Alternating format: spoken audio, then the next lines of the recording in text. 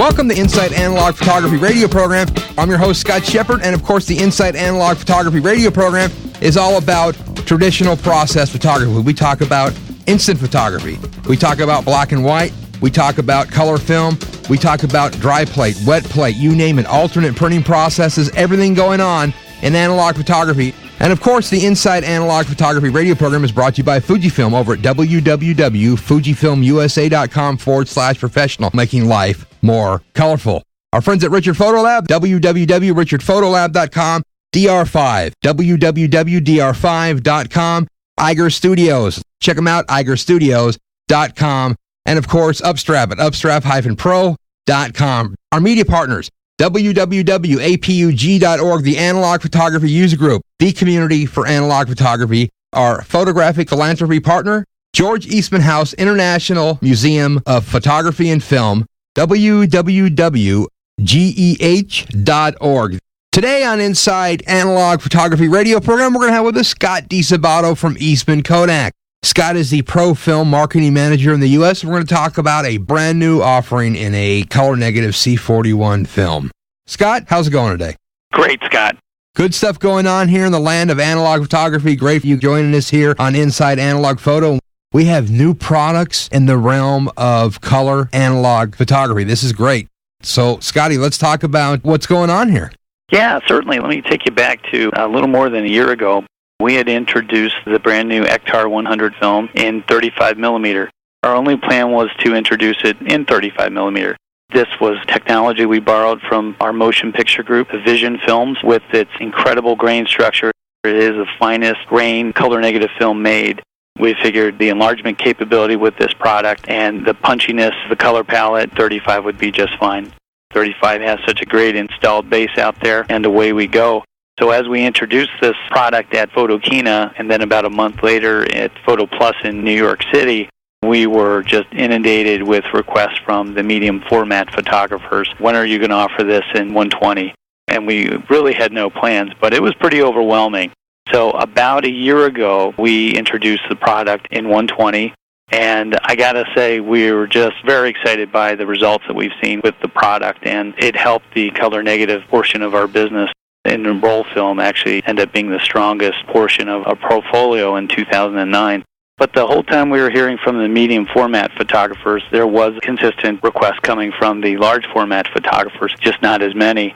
So as we've been kind of calculating that over the past year, definitely taking stock in conversations we're having with photographers at trade shows, listening to dealers, and definitely the hits we're getting from our website about these sort of requests, we're going to introduce this product in both 4x5 and 8x10, and it should be available in the U.S. in the mid-March timeframe.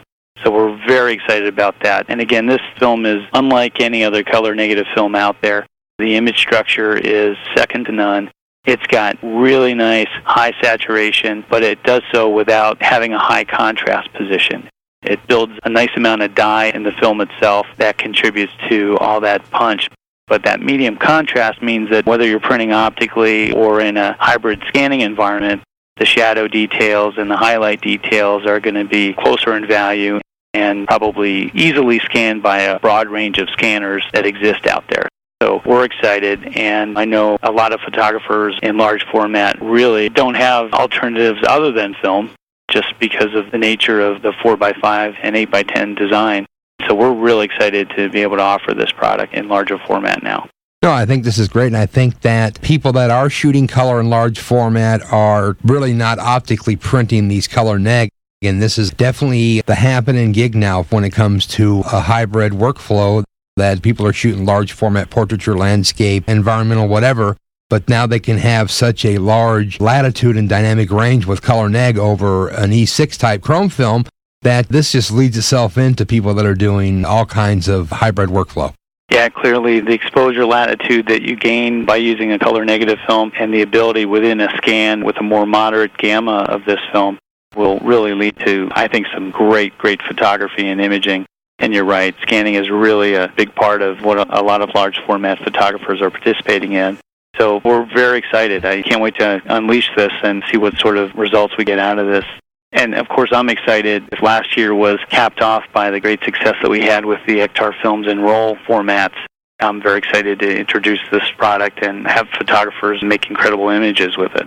What do you see, Scott, as the target market for someone that's going to be shooting this large format Ektar? Well, I always hate to pigeonhole a film because I think photographers probably, once they have a chance to test it out, are the best to say what it's good for. I actually view this as a pretty well-rounded film. And while we create the portrait films that we make in large format as well, they do skin tones so well. They do the neutral scale beautifully. When they encounter color, they do a pretty terrific job there. But from what I've seen of this film, it's pretty darn good at skin tones too. It's really incredible with color. Of course, the image structure on this will allow you to get a level of detail that I don't think anything else is really going to be available to you, digital or traditional, in the color space. So certainly I think nature photography, outdoor photography are going to be perfectly suited for this. But I can also see commercial photographers utilizing this whole range from fashion to food, architectural photography, where the long exposures and color that you're trying to achieve, it might work perfectly with this film. So I really think it has a lot of options, and I think it's just going to play itself very nicely into what a lot of 4x5 and 8x10 photographers are looking for. Do you find that this is going to dilute some of the large format sales in the portrait line? Yeah, I think we should expect a couple of things. I think photographers that are using our 160 NC natural color are probably going to continue to be happy with that film. I think the photographers that use the 160 VC, the vivid color, might have the option. If the VC is halfway in between, if they're looking for a little bolder color, a little more snap, I think that the Ektar film can provide that. And I also think that if there are any competitive films out there, a lot of photographers might want to trial this product to see if it meets their needs as well. So, yeah, I think to a degree we're going to get some interest from some people that were using the VC film, but it is very different. And likewise, I also think that as color reversal shooters, people shooting chrome film today struggle a little bit to try to find labs that are convenient to them for processing. The possibility opens up where color negative could work out for a photographer that prefers to use film, but is having convenience issues, if you will, because their lab no longer offers that service, or possibly that lab is no longer available to them. So this really distills the great parts of a chrome film, that is image structure and bold color, and kind of mates it up nicely with more convenience. There's more C41 processing available than E6. The latitude you get in exposure with color negative film. I also think there is also latitude in processing the film. Chrome film has to be right on. It has to be excellent because that's the final product. Because color negative is open to one more generation of interpretation, whether it's scanned or in an optical enlarger, you also have a lot of flexibility there too. So it's exciting. It's a slightly different way to work, but I think if you are definitely invested in using film, or you just prefer the workflow or the look and feel of film, I think this is a great option for a broad range of photographers.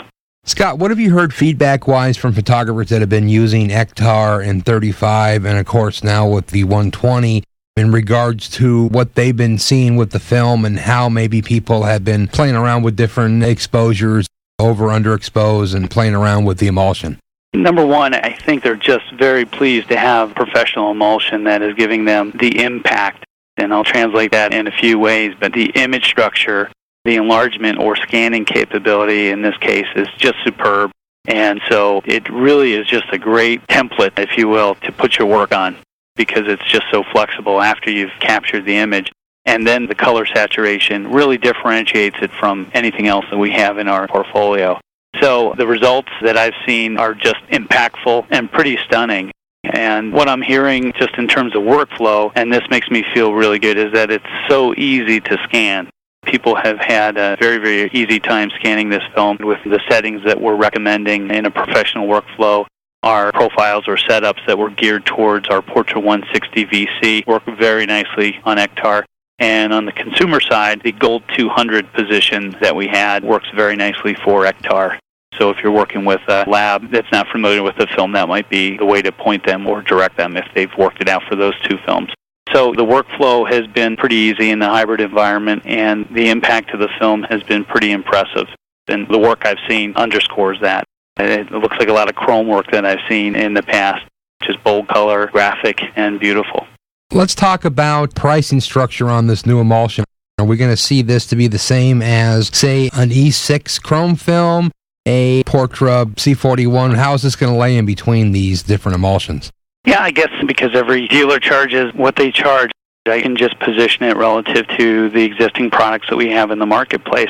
So I think you'll find that it is significantly less than the chrome films.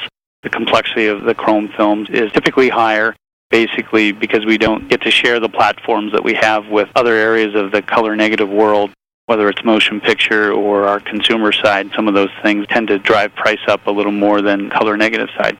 So it's going to be quite a bit less than the chrome stuff, and it is going to be less than our Portra pricing out there.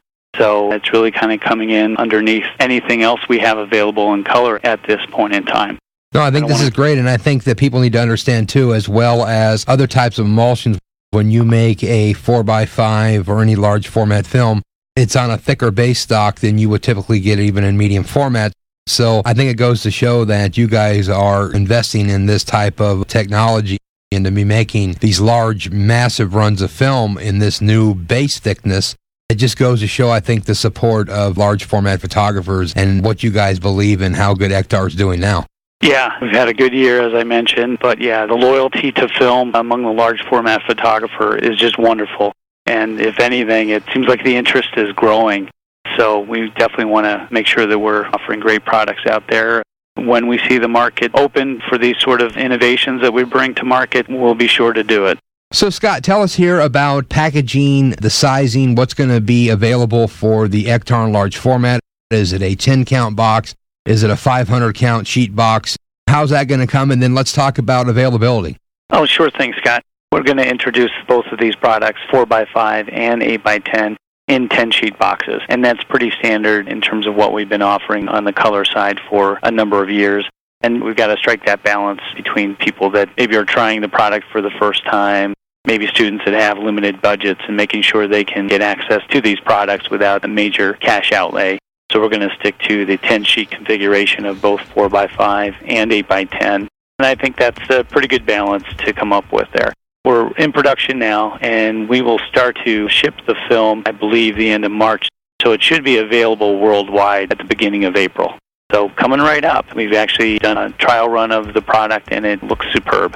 Let's just refresh everybody's memory here. Where do they go to find out about this new Ektar, the new large format, what's going on with all the other emulsions and all the stuff that you guys are doing for analog photography? Yeah, I think a good landing page for anyone interested in professional films would be Kodak.com/go/professional. And you'll be at a page that kind of caters to the professional photographer. And along the sides, you'll be able to navigate and find different products, including our color negative portfolio. And I think the Ektar is on that initial page live as well. And if you want to look for something very specific, in the upper right, you can go to our search within the website, and you'll be able to find almost anything you can think of. Yeah, great stuff. Very cool to see you guys keep making new things, keep exploring new avenues for analog photography, and great to see Ektar in large format just to give people another option. I think it's a great time to be shooting film, and people should be very happy and lucky that we have all these great films available. And it's cool stuff that you guys are doing. And, of course, always thanks so much for joining us. Thank you, Scott. We're excited as well, and really looking forward to seeing some images on large format. Well, there you go. Scott DiSabato, Marketing Manager for Pro Films, Eastman Kodak, talking about the brand new Ektar large format 4x5 and 8x10 films available coming around the 1st of April. Great stuff going on with Eastman Kodak. Brand new color negative film for large format photography. Very cool stuff. Great to see the expansion of analog products, and very cool to chat with Scott from Kodak today. The Inside Analog Photography radio program has been brought to you by Fujifilm, making life more colorful over at www.fujifilmusa.com. Our friends at Richard Photolab at richardphotolab.com. DR5 over at www.dr5.com. Iger Studios over at igerstudios.com. Upstrap at upstrap-pro.com. And, of course, our media partners, APUG, the Analog Photography User Group, over at www.apug.org. Our photography philanthropy partners, George Eastman House International Museum of Photography and Film, over at www.geh.org. I've been your host, Scott Chipper, here on Inside Analog Photography Radio. We'll be back next week with more great analog photography.